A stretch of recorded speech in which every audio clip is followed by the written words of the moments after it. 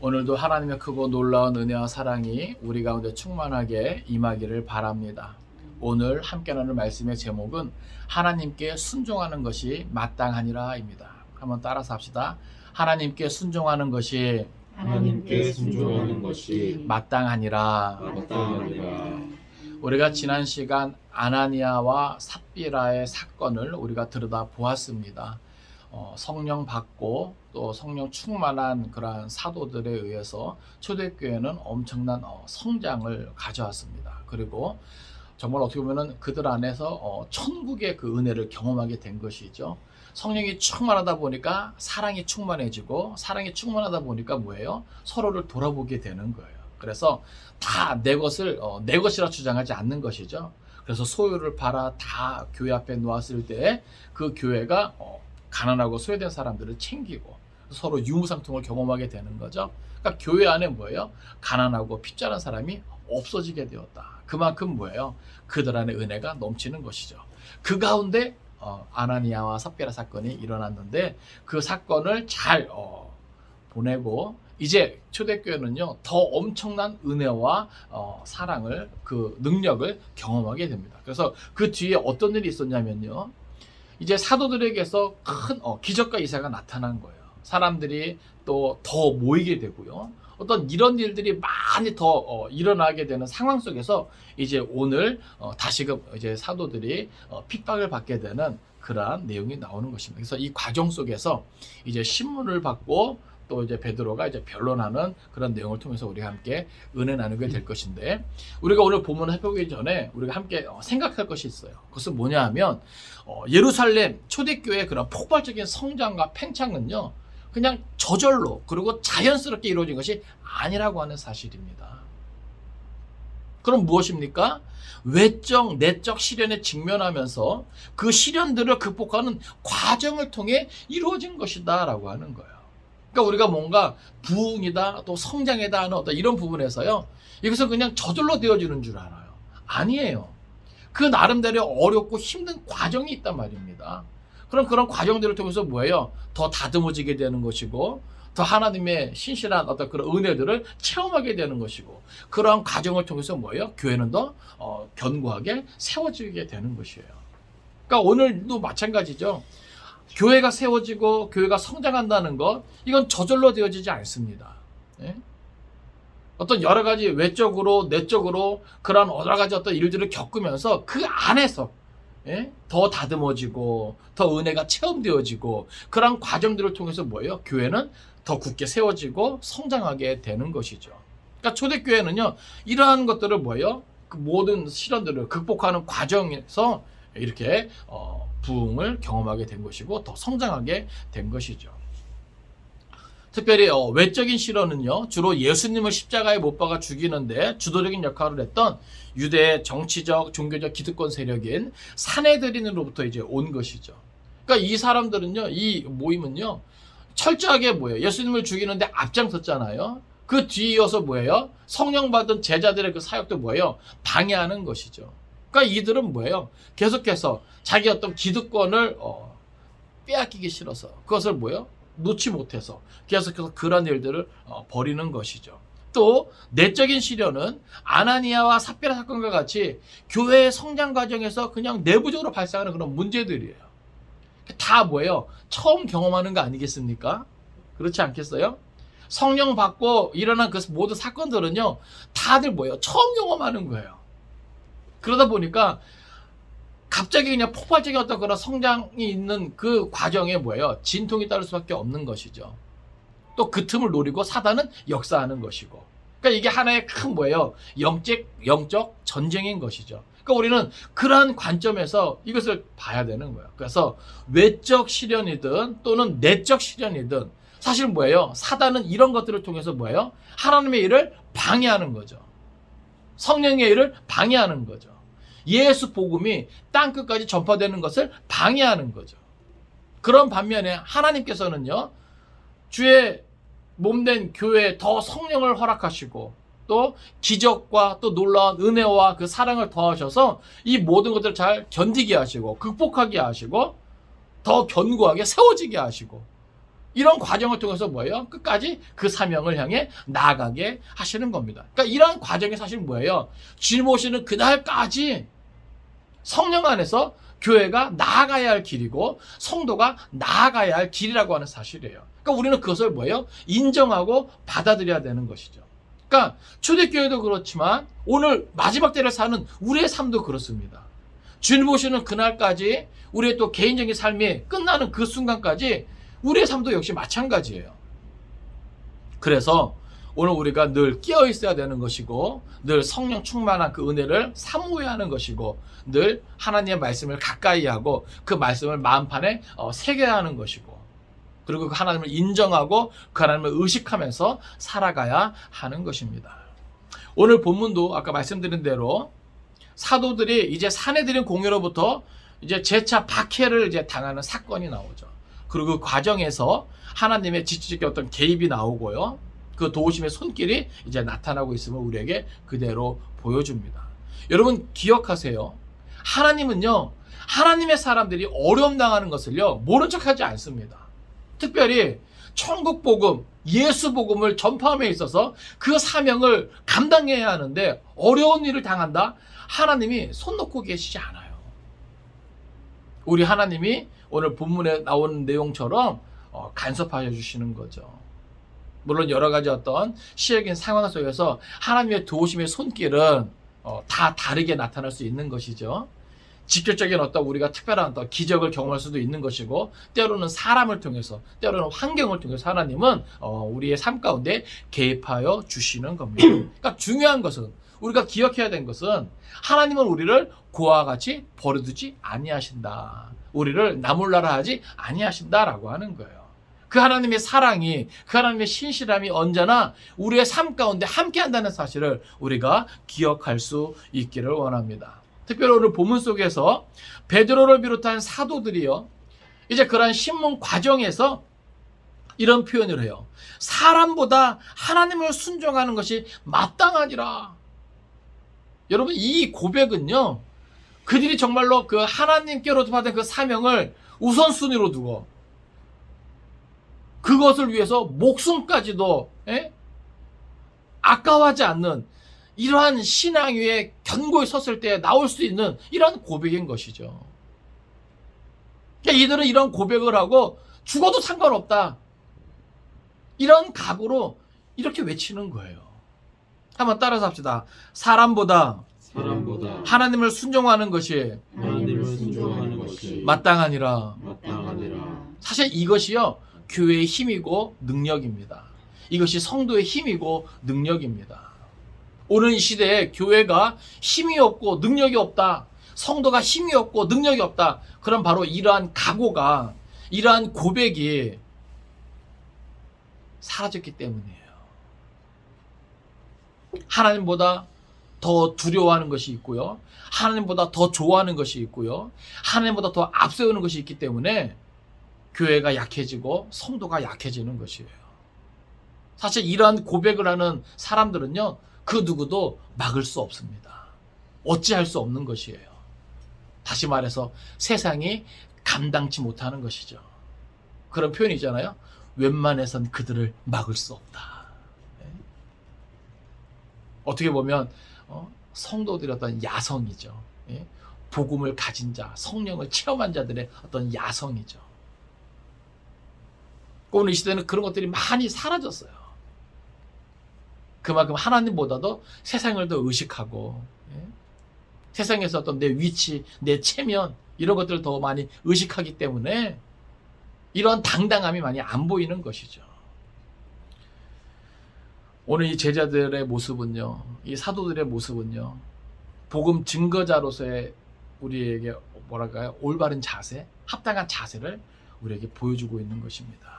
이제 우리가 말씀을 통해서 그것을 살펴볼 때 오늘도 우리 가운데 특별한 하나님의 은혜가 있기를 간절히 바랍니다. 먼저 우리 17절, 18절 같이 읽겠습니다. 자, 시작. 대제사장과 그와 함께 있는 사람, 즉 사두개인의 당파가 다 마음의 시기가 가득하여 일어나서 사도들을 잡아다가 옥에 가두었더니 아멘. 아멘. 자, 여기 보면 17절, 18절은요. 이제 유대 종교 지도자들의 어떤 시기로 인해서 사도들이 2차 이제 투옥되는 그런 모습을 이렇게 보여줍니다. 근데 여기 보면요. 이들이 사도들을 잡아 가두게 되는 그 이유가 있어요. 뭐 때문에 그래요?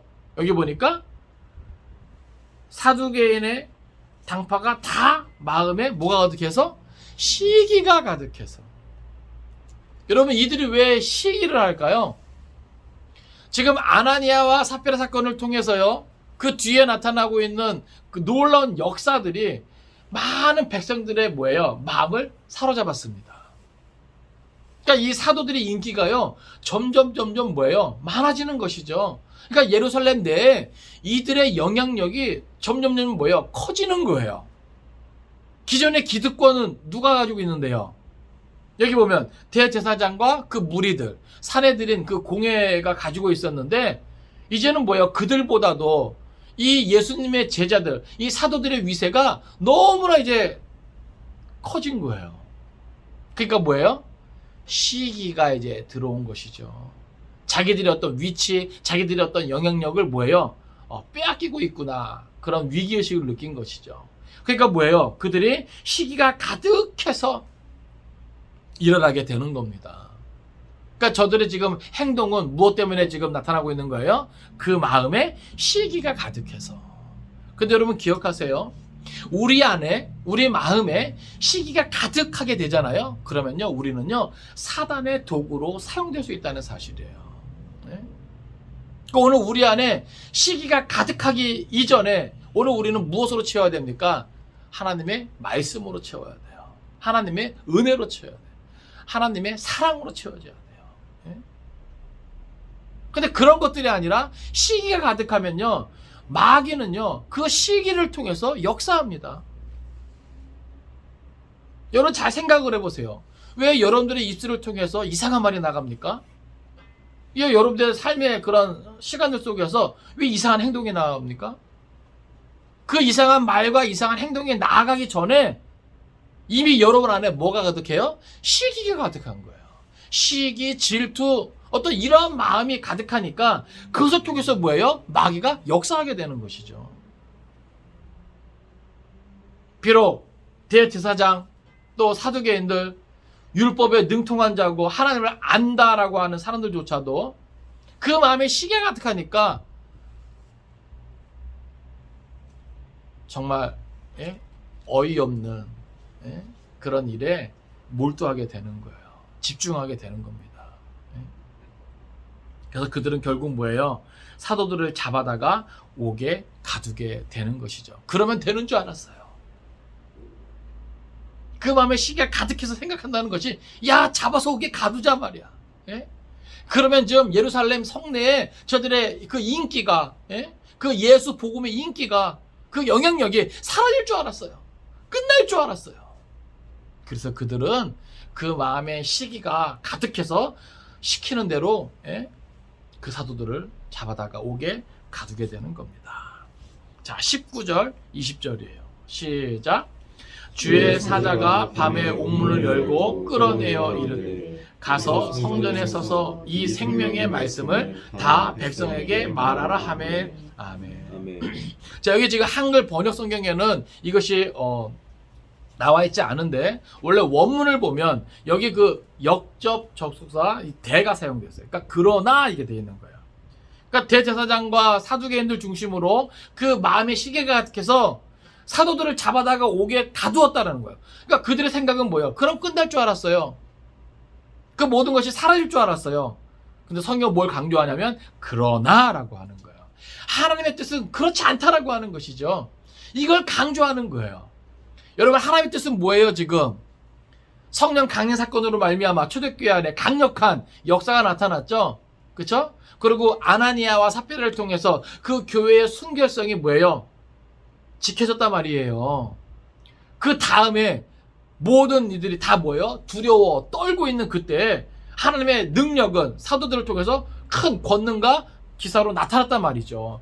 그리고 더 많은 사람들이 모였을 때 뭐예요? 담대하게 예수 복음을 더 전할 수 있었죠. 그러면서 뭐예요? 예루살렘 성내에 그 예수 복음을 들은 사람들의 그 수가 뭐예요? 점점 더 늘어나고 그 영향력이 점점 더 커져가는 것. 이것이 뭐예요? 하나님의 뜻이잖아요. 그리고 예루살렘에만 모으는 것이 아니라 어디까지? 땅 끝까지 그렇게 되어지는 것이 뭐예요? 하나님의 뜻이에요. 그런데 대제사장과 사두개인들은 그 마음에 시기가 가득해서 단순히 그들을 잡아 가두면 되는 줄 알았거든요. 근데 성경은 우리가 보여주는 것이죠. 아니다 말이야. 예? 하나님의 뜻은 그렇지 않다 말이야. 그렇기 때문에 뭐예요? 하나님이 직접적으로 이제 개입하시는 거예요. 그래서 여기 보니까 주의 사자가 밤에 옥문을 열고 할렐루야. 물론 하나님의 일을 하다가 갇힐 수도 있어요. 예? 그리고 그 갇혀있는 시간도 필요할 때가 있다 그겁니다. 근데 지금 이 시기는 갇혀 있으면 안 되는 시기예요. 그죠? 예? 그러니까 하나님은 다 뭐예요? 그에 합당하게 하나님이 역사하시는 것 같아요. 하나님의 사람이 옥에 갇힐 수도 있는 거죠. 그리고 그런 시간도 필요할 수 있는 거죠. 그러나 지금 시점에서 사도들이 이렇게 옥에 갇혀 있는 것은 아니라 그겁니다. 그러니까 어찌 보면요, 우리의 삶 가운데 가장 중요한 것은 하나님의 뜻이고 때인 것 같아요. 지금이 어떤 때인가, 그죠? 단순히 어떤 내 삶의 위치, 내 상황이 중요한 것이 아니라 전체적인 하나님의 구속사에서 지금의 나의 때는 어느 때인가, 이게 중요한 거예요. 그렇지 않겠습니까? 만약에 하나님의 구속사에서 내가 갇혀 있어야 할 때다, 그러면 갇혀 있는 게 뭐예요? 맞는 거죠. 그죠? 또 풀려나와서 열심히 또 복음을 전해야 할 때다, 그럼 풀려나와서 복음을 전하는 게 맞는 거죠. 그러니까 오늘 우리는요, 어떻게 보면 이 세상을 살아갈 때 내 계획, 내 생각, 내 뜻, 이것을 중심으로 살아가는 것이 아니라 기록된 말씀을 통해서, 또 심어진 말씀을 통해서, 또 성령의 그런 뜻을 통해서 우리는 뭐예요? 하나님의 뜻 중심으로, 하나님의 계획과 섭리, 그 구속사 중심으로 뭐예요? 우리의 삶이 흘러가야 되는 거예요. 우리가 그것을 뭐예요? 인정할 수 있기를 바랍니다. 그것을 받아들일 수 있기를 바라고, 그것을 뭐예요? 거부하거나 그것을 불응하거나 그러지 말자고요. 그래서 우리는 하나님의 말씀을 통해서 지금 이 시기가 지금 어느 때인가, 우리는 바로 그것을 분별할 수 있어야 됩니다. 그러니까 오늘 본문에 보면 지금 이 사도들의 때는요, 그렇게 갇혀 있을 때가 아니에요. 그래서 하나님께서 사도들을 어떻게 하십니까? 여기 보니까 사자를 보내어 주시고 밤에 옥문을 열었어요. 그리고 뭐예요? 끌어내요. 이거는 뭐예요? 강제성이 있는 거예요. 그만큼 뭐예요? 하나님은 다급하게 강권적으로 그들을 뭐예요? 그 갇힌 옥에서 뭐예요? 끌어내고 있는 겁니다. 왜요? 이유가 있는 거예요. 여러분, 아무리 갇혀 있어도 하나님이 끌어내실 때는요, 그 이유가 있는 거예요. 예? 모든 사람들이 망해도 망한 것 같지 않게 버티게 하신 데는 이유가 있는 거예요. 예? 아시겠습니까? 모든 것이 무너지더라도요, 뭐 하나 붙잡고 서 있게 하신 이유가 있단 말이에요. 그 이유가 무엇인가? 여기 보면 20절 보세요. 가서 성전에 서서 이 생명의 말씀을 다 백성에게 말하라 하며. 할렐루야. 사명 때문입니다. 지금 보세요. 가서 성전에 서서. 여러분, 지금 이 성전에 서서라고 하는 말이요, 이게 쉬운 말이 아니에요. 저들이 전에 그 성전에 서서 가르칠 때 뭐예요? 잡혔잖아요. 그리고 뭐예요? 겁박을 당했잖아요. 그죠? 그런데 뭐예요, 지금?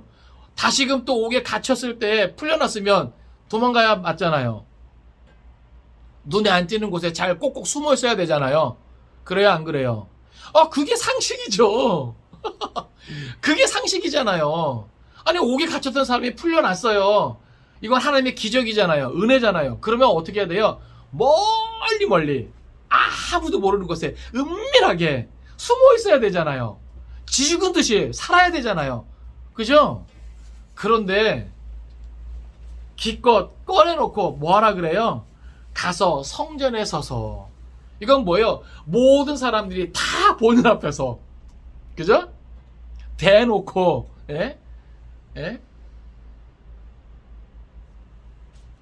그렇게 서가지고 뭐라 그래요? 이 생명의 말씀을 다 백성에게 말하라 하며. 이 생명의 말씀. 예? 영어로 이렇게 보니까 This new life라고 이렇게 되더라고요. 예? 새 생명이, 이 새 생명. 그러니까 예수 그리스도 안에서 저들이 받아 누리게 된, 주의 성령 안에서 경험하게 된 그 은혜를 말하는 거죠. 저들이 체험한 그 생명에 대해서, 그 은혜에 대해서 다 이것은 뭐냐면은 무서워하지 말고, 두려워하지 말고, 속된 말로 쫄지 말고, 아시겠어요? 우리는 내가 이렇게 말하면 좀 이렇게 뭐 해를 받을까, 불이익을 당할까, 우리는 이것저것 따지면서 조심하면서 그러다 보면요, 우리가 경험한 그 은혜, 그 생명을요, 요만큼 감추고 요만큼 감추고 요만큼 감추고, 여기서는요 그렇게 하지 말라는 거예요. 무슨 해를 받든지 무슨 불이익을 당하든지 그런 거 걱정하지 말고 다 이 생명의 말씀을 다 백성에게 말하라. 할렐루야. 여러분, 이게 저들을 옥에서 건져낸 이유와 목적이 되는 거예요. 희한하지 않습니까? 그럼 뭐 할 게 뻔한데 다시 잡히고 더 괘씸죄에 걸려서 힘든 일을 당할 것이 뻔한데, 여러분 같으면 어떻게 하겠어요? 기껏 잡혀있던 사람 풀어주고 다시 또 뻔히 잡힐 만한 곳으로 다시 가라 그래요. 이건 대놓고 그 대적자들을 더 환장하게 하는 거잖아요. 그래요, 안 그래요? 뭐 나 잡아봐라도 아니고. 근데 놀라운 건 사도들이 순종해요. 할렐루야. 여러분, 이게 대단한 겁니다. 이게 대단한 거예요. 나 같으면 이렇게 할 수 있을까? 옥에 갇혔을 때 순간 두려움에 사로잡혔을 거예요. 처음이 아니고 두 번째잖아요. 분명 지난번에 겁박했는데, 다시는 예수의 이름으로 가르치지 말라 그랬는데, 나는 더 신나서 예수 복음 전하다가 다시 또 잡힌 거잖아요. 뭔가 분위기가 심상치 않아요. 그런데 웬걸요? 하나님의 은혜로 기적으로 풀려났네. 그런데 갈 곳은 또다시 성전에 서서 가르쳐야 한다는 거예요. 여러분, 이게 순종하기 쉬운 내용입니까? 근데 그들은 갔다라고 하는 거예요. 여러분 스스로 한번 생각해 보세요. 갈 수 있겠습니까? 갈 수 있겠어요? 이번에 그렇게 그 자리에서 다시 또 가르치다가 잡히면 진짜 죽을 것 같은데, 죽기를 각오하고 가라는 거예요. 그거 걱정하지 말고 가라는 거예요. 갈 사람? 저랑 같이 갈 사람?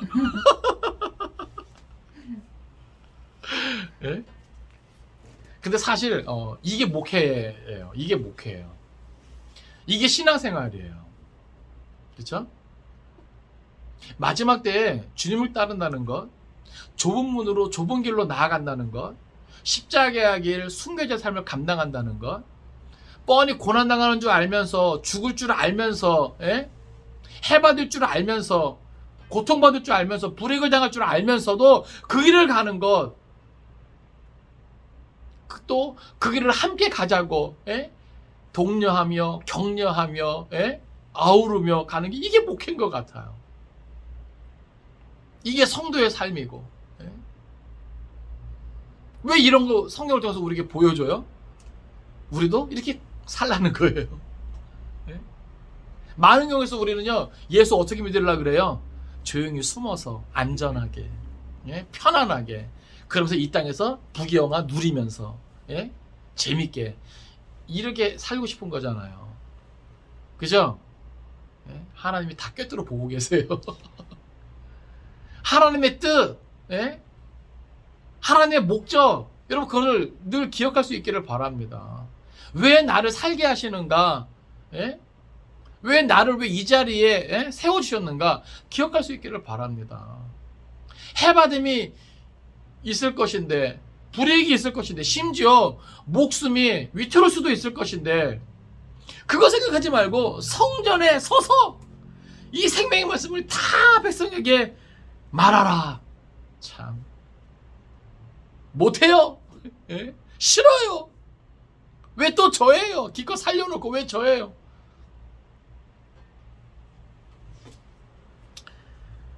사도들은 생각이 많고 계산이 많을 건데, 그죠? 본문에 보면 그런 흔적이 없어요. 참. 21절부터 26절까지는요, 이제 사도들이 그러한 하나님의 뜻에 순종합니다. 그리고 그 사명을 감당함에 있어서 이제 다시금 재연행이 되는 것을 우리에게 그대로 보여주죠. 이게 뭐예요? 생각할 수 있는 그런 부분입니다. 자, 21절부터 26절까지 읽겠습니다. 자, 시작. 그들이 듣고 새벽에 성전에 들어가서 가르치더니 대제사장과 그와 함께 있는 사람들이 와서 공회와 이스라엘 족속의 원로들을 다 모으고 사람을 옥에 보내어 사도들을 잡아오라 하니 부하들이 가서 옥에서 사도들을 보지 못하고 돌아와 이르되 우리가 보니 옥은 든든하게 잠기고 지키는 사람들이 문에 서 있으니 문을 열고 본즉 그 안에는 한 사람도 없더이다 하니 성전 맡은 자와 제사장들이 이 말을 듣고 의혹하여 이 일이 어찌 될까 하더니 사람이 와서 알리되 보소서 옥에 가두었던 사람들이 성전에 서서 백성을 가르치더이다 하니 성전 맡은 자가 부하들과 같이 가서 그들을 잡아왔으나 강제로 못함은 백성들이 돌로 칠까 두려워함이더라. 아멘.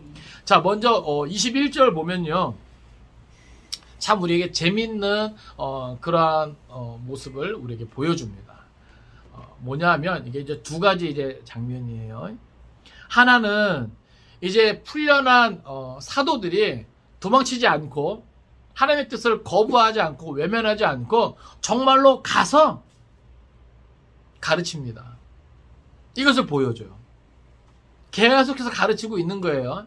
근데 여기 특별히 21절 보니까 여기 보면 그들이 듣고 새벽에 성전에 들어가서 아침 일찍부터 들어갑니다. 예? 그러니까 이게 막 주저함이 없는 거예요. 예? 하나님의 뜻을 깨닫고 그냥 자기 목숨을 그냥 내려놓은 거죠. 그죠? 여러분 이게 사명을 받은 자의 모습이에요.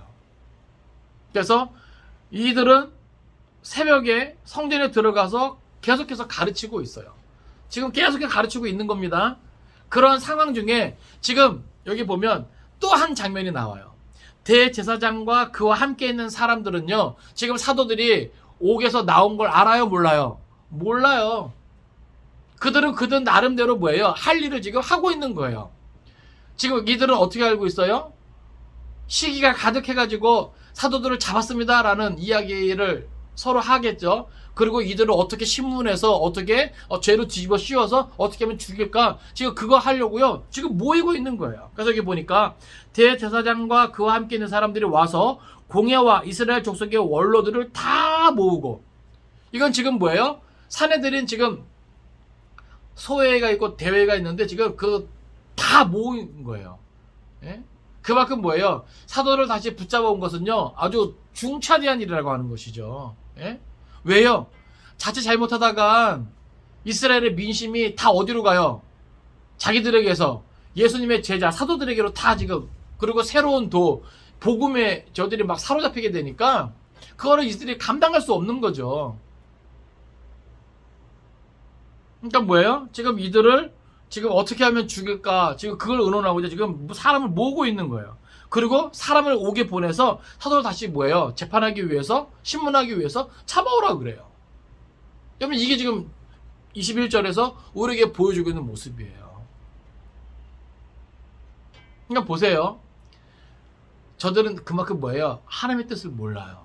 하나님의 능력을 몰라요. 네? 부하들이 가서 이제 옥에서 사도들을 잡아오려고 했는데 뭐예요? 사도들이 있어요, 없어요? 없죠. 그래서 그대로 이제 보고합니다. 이르되 우리가 보니 옥은 든든하게 잠기고 지키는 사람들이 문에 서 있으되 문을 열고 본즉 그 안에는 한 사람도 없더이다. 그러니까 보세요, 여러분. 주의 사자가 분명히 뭐예요? 옥문을 열고 끌어냈다 그랬어요. 그런데 지금 이들이 보고하는 것은 뭐예요? 옥은 든든하게 잠기고 지키는 사람들이 문에 서 있으되, 이 사람들은요, 잡아온 때부터 계속 서 있는 거예요. 성경은 이거를 강조하고 있어요. 그럼 어떻게 된 거예요? 이것은 하나님이 초자연적인 어떤 그런 능력을 통해서 직접적으로 뭐예요? 개입하셔가지고 사도들을 뭐예요? 옥에서 꺼내셨다. 할렐루야. 예?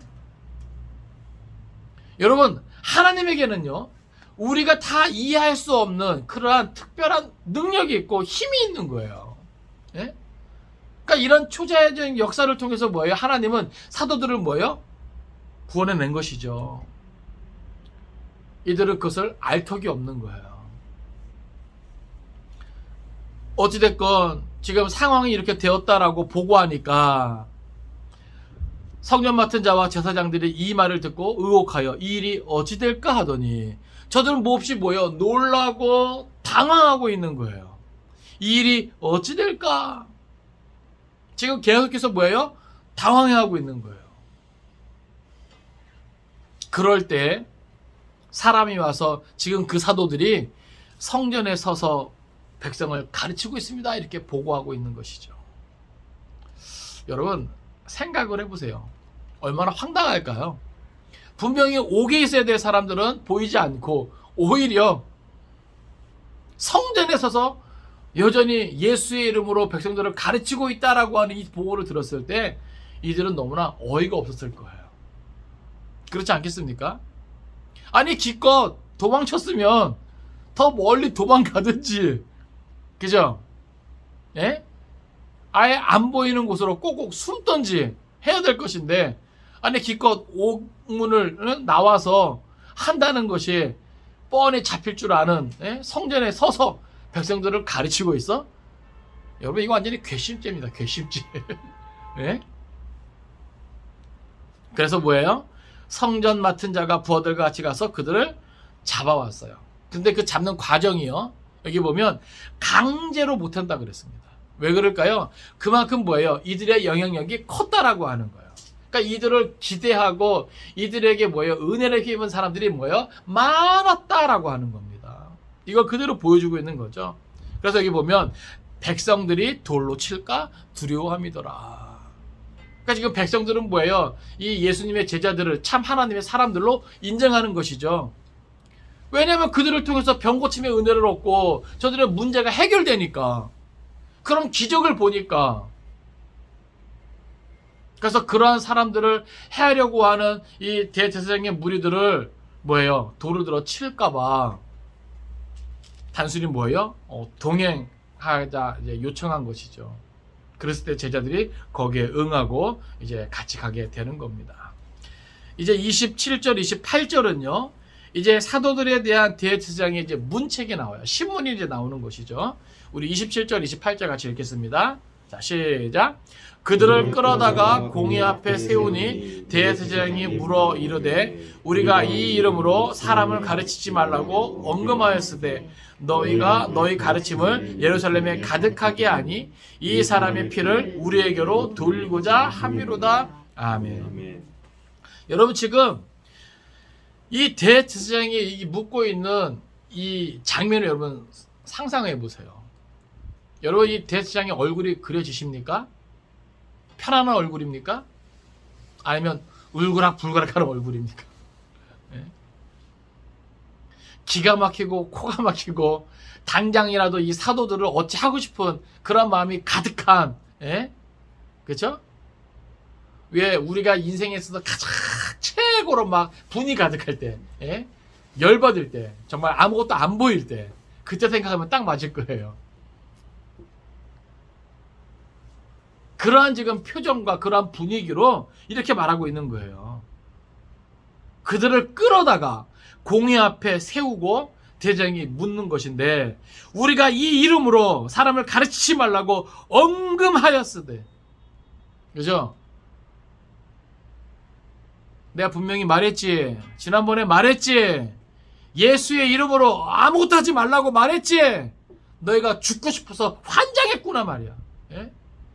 더 강한 어조로 말했을 거예요. 인상 쓰면서 온갖 험악한 분위기를 다 조성하면서, 그래서 말을 이어가는데 너희가 너희 가르침을 예루살렘에 가득하게 하니, 지금 이 대사장의 표현으로 뭐예요? 이 사도들의 이 가르치는 내용이 예루살렘에 가득하게 되었다는 거. 그만큼 뭐예요? 예루살렘 성내에서 뭐예요? 복음의 영역이 뭐예요? 이만큼 뭐예요? 컸다라고 하는 거. 여러분, 이게 하나님의 뜻이에요. 지금 대사장의 입술을 통해서 뭐예요? 그렇게 되어지고 있음을 보여주고 있는 거예요.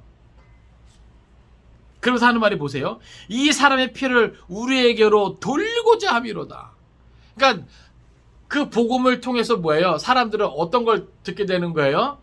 예수 죽음의 그 비밀을, 그 뜻을 알게 되는 것이죠. 그래요, 안 그래요? 여러분, 예수 복음이 뭡니까? 죄 없는, 홀로 아무 흠도 없고 죄도 없는 그분을 대제사장의 무리가 죽였는데, 그 죽으신 그 예수를 누가 살리셨다? 하나님이 살리셨다. 그리고 뭐가 되게 하셨다? 우리의 구주가 되게 하셨다. 할렐루야. 이게 복음의 핵심이잖아요. 그죠? 그러니까 그러한 내용이 전파되고 있다는 것을 이 대제사장의 무리들도 알아요. 대제사장도 알아요. 그래서 만약에 그것이 예루살렘 성내에 다 퍼졌을 때 백성들의 생각은 뭐예요? 아무 죄 없는 하나님이 메시아로 보낸 그 예수를 누가 죽였다? 대제사장의 무리가 죽였다. 기득권층이 죽였다. 예? 그러니까 그 위기를 뭐예요? 느낀 것이죠. 그래서 여기 보면 이 사람의 표를 우리에게로 돌리고자 함이로. 그러니까 이 복음이 확산되면 될수록 저들은 뭐예요? 이러한 위기를 느낀 것이죠. 예?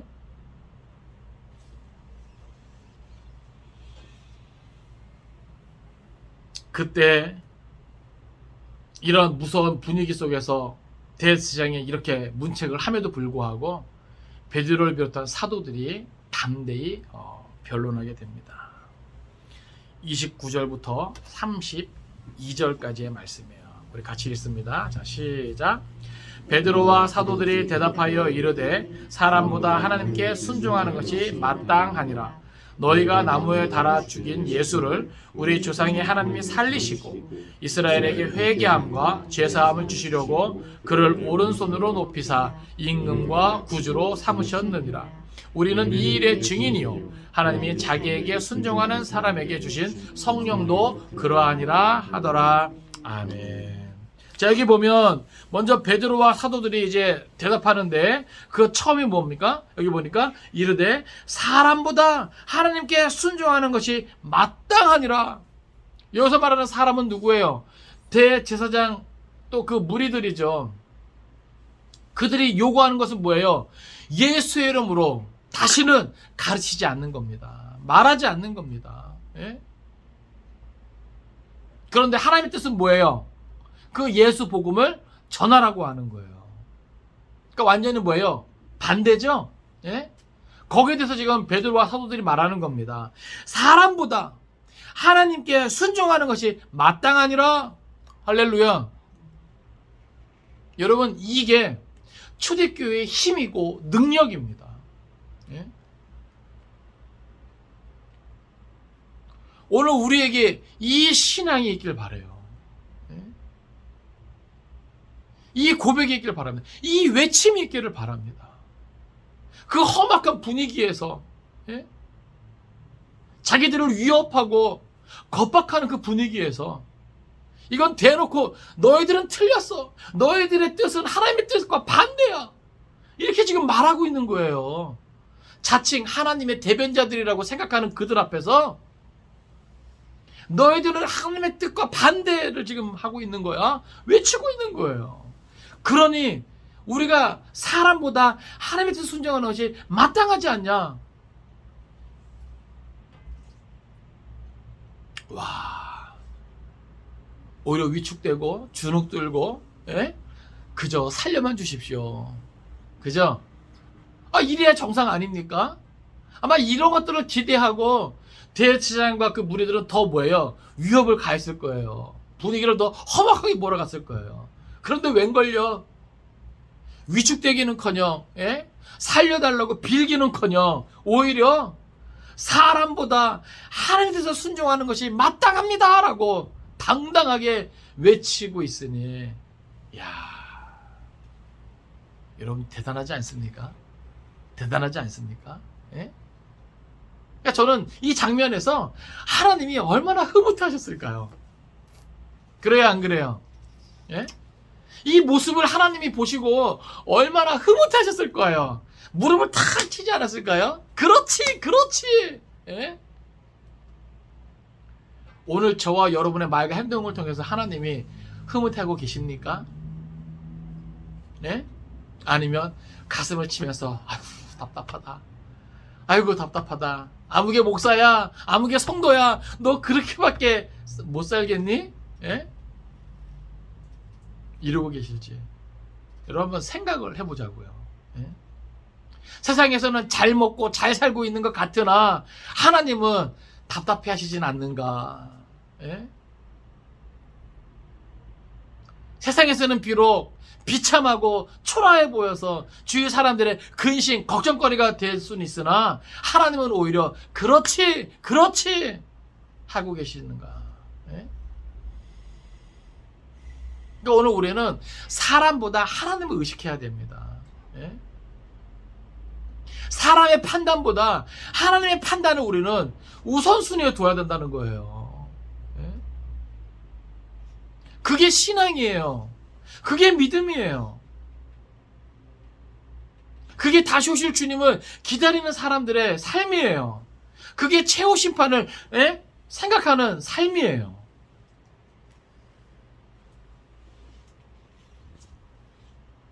사람보다 하나님께 순종하는 것이 마땅하니라. 바로 이 외침이 있었기에 초대교회는 견고하게 세워질 수 있었던 것이고, 이 외침으로 인해서 더 복음이 확산될 수 있었던 겁니다.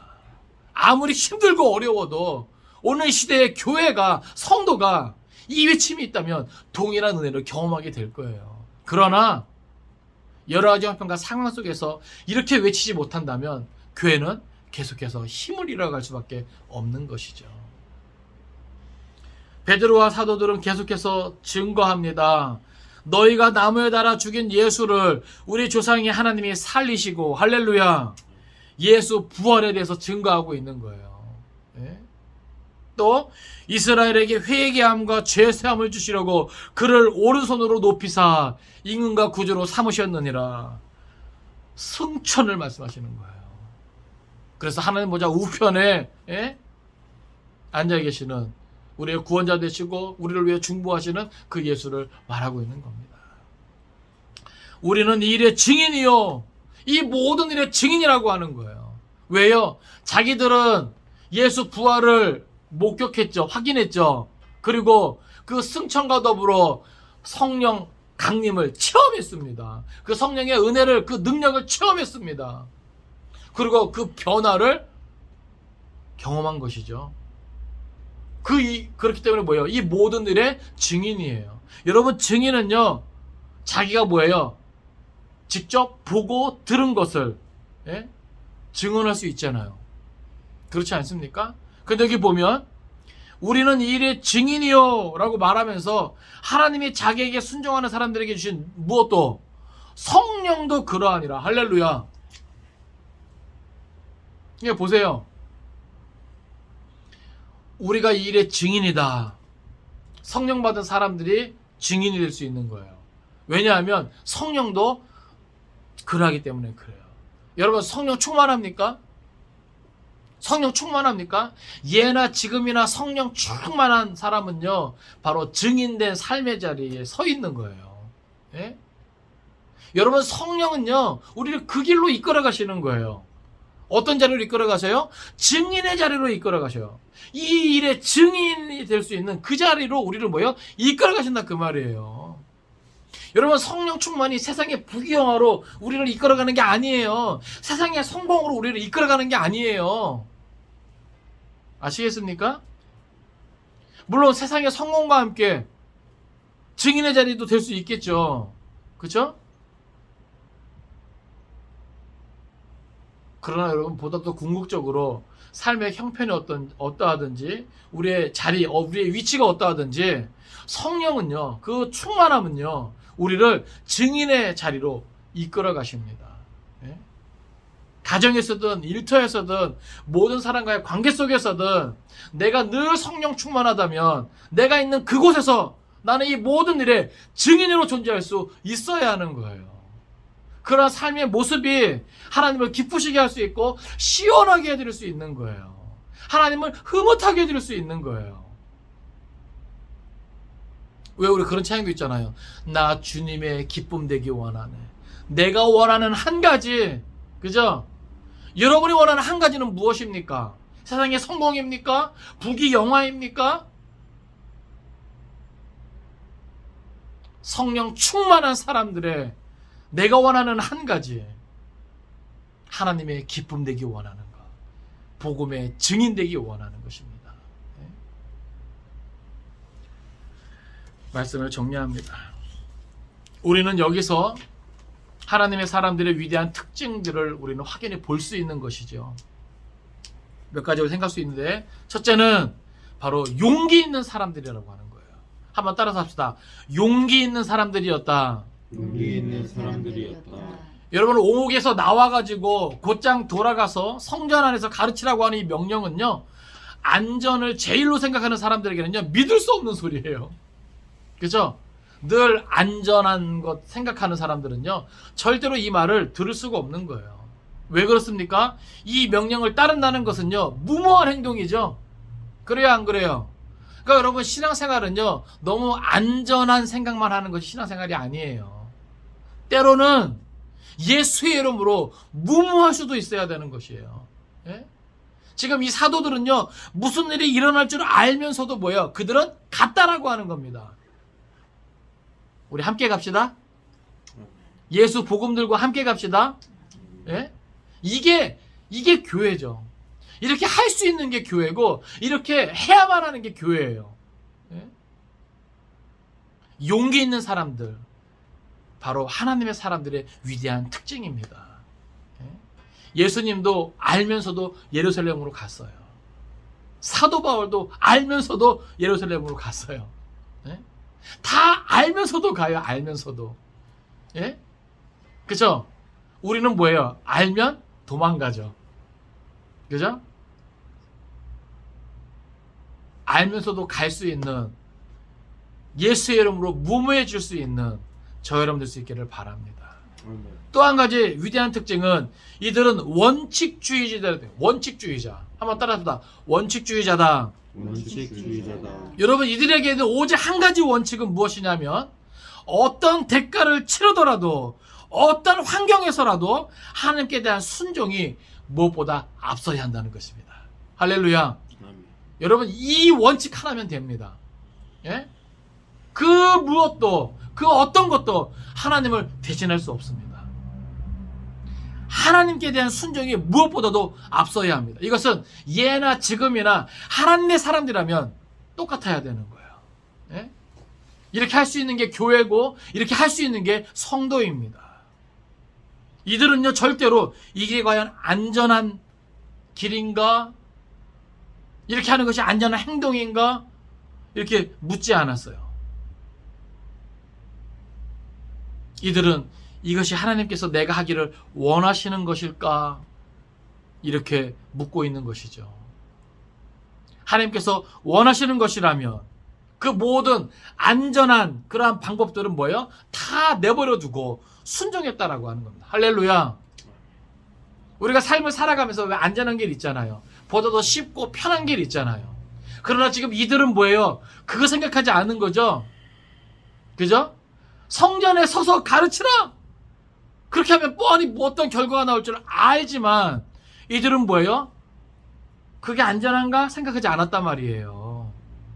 하나님이 정말 이것을 원하시는 것일까? 생각하고 그 모든 안전한 그러한 방법들은 다 포기하고 내려놓고 순종했다라고 하는 겁니다. 그들은 하나님을 위해 모험하기를 즐겼다라고 하는 거예요. 여러분 이 모험 같이 합시다. 예? 예수님이 우리와 함께 하십니다. 또 마지막 한 가지는 그들은 사명에 대해서 명확한 생각을 갖고 있었다라고 하는 거예요. 그들은 편안하게 배부르게 잘 사는 게 삶의 이유가 아니에요. 이미 그들은요, 예수 안에서 성령 안에서 사명을 발견하고 그 사명 때문에 산다라는 것을 저들은 분명히 알고 있었던 것이죠. 여러분 이게 그리스도인이에요. 여러분 무엇으로 삽니까? 무엇 때문에 삽니까? 따라서 합시다. 사명 때문입니다. 사명 때문입니다. 그래서 이들은 이 사명에 대한 명확한 생각을 가지고 있었기 때문에 그 뭐도 주저하지 않았던 것이죠. 뻔히 잡힐 줄 알면서도 성전에 가서 가르칠 수 있었던 것이고, 당당하게 자기들을 위협하고 겁박하는 그들 앞에서 사람보다 하나님의 뜻에 순종하는 것이 마땅하니라 외칠 수 있었던 겁니다. 바로 그 원하기는 이번 한 주간도 하나님의 사람들의 이 위대한 특징처럼 용기 있는 사람으로서, 또 원칙주의자로서, 그리고 사명에 대한 명확한 그러한 생각을 가지고 하나님의 마음을 시원하게 해드릴 수 있는, 흐뭇하게 해드릴 수 있는 저와 여러분 될 수 있기를 주님의 이름으로 축원을 드립니다. 기도하겠습니다.